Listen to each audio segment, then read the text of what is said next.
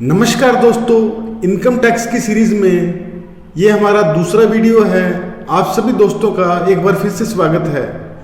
पिछले वीडियो में हमने सैलरी को डिस्कस किया था कि सैलरी में क्या क्या चीज़ इंक्लूड होती है। आज के इस वीडियो में हम डिस्कस करेंगे कि प्रीक्विजिट और profit in lieu of salary क्या है। तो दोस्तों आइए वीडियो को शुरू करते हैं। दोस्तों पिछले वीडियो में हमने पढ़ा था कि सैलरी में मॉनेटरी और नॉन मॉनेटरी बेनिफिट दोनों इंक्लूड होते हैं।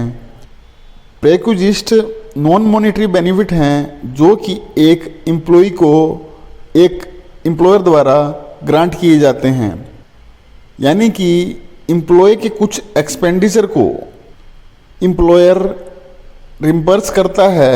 इन्हें प्रीक्विजिट कहा जाता है।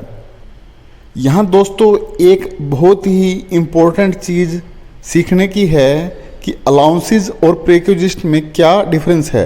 अलाउंसेज एक एम्प्लॉय द्वारा एक एम्प्लॉय को दिए जाते हैं एक फिक्स अमाउंट के रूप में, और एम्प्लॉय उनसे अपने लिए आवश्यक अरेंजमेंट अपने लेवल पर करता है।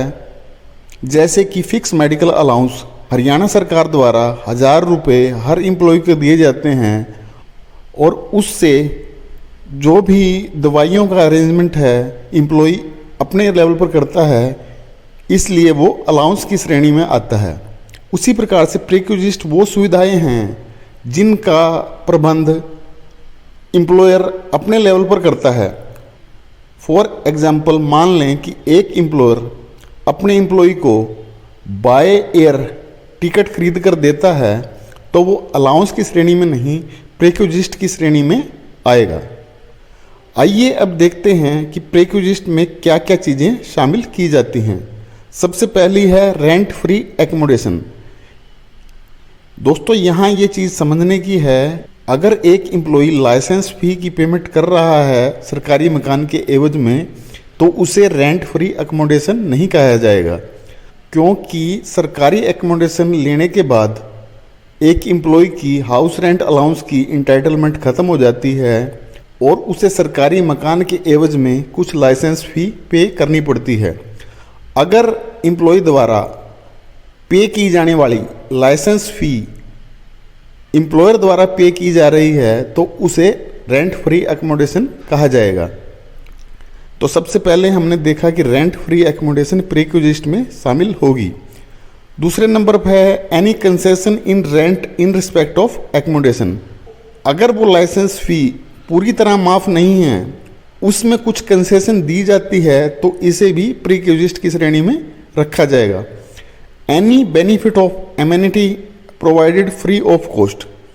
अगर कोई सुविधा फ्री ऑफ कॉस्ट प्रोवाइड करवाई जा रही है एम्प्लॉय द्वारा, तो उसे भी प्रीक्विजिट में शामिल किया जाएगा। इसके लिए हमें 3 केस समझने होंगे।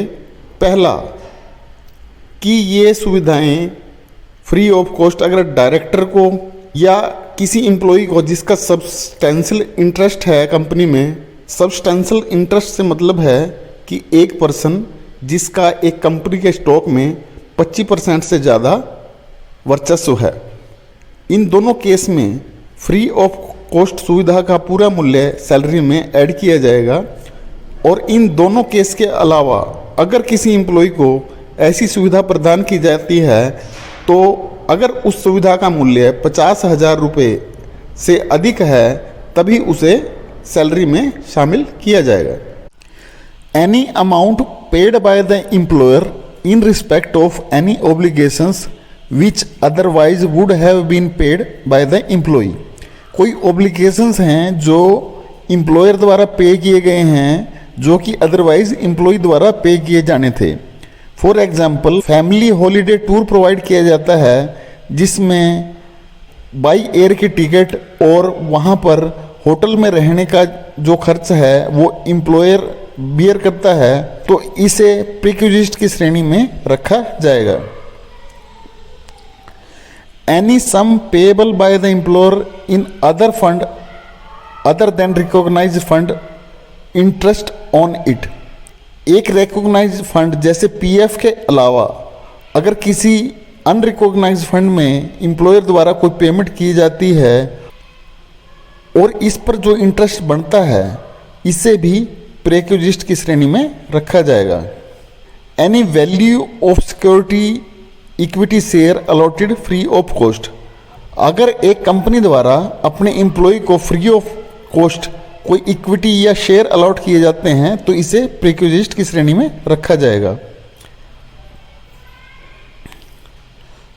इन recognised fund pension fund above 7,50,000, जैसे कि हमने ऊपर पढ़ा था कि अनरिकॉग्नाइज्ड फंड में टोटल अमाउंट प्रिक्विजिट की श्रेणी में आती है, वहीं पर अगर एक रिकॉग्नाइज्ड फंड जैसे कि एनपीएस है, अगर उसमें 7.5 लाख से ऊपर का कंट्रीब्यूशन एम्प्लॉयर द्वारा किया जाता है तो इसे प्रिक्विजिट की श्रेणी में रखा जाएगा।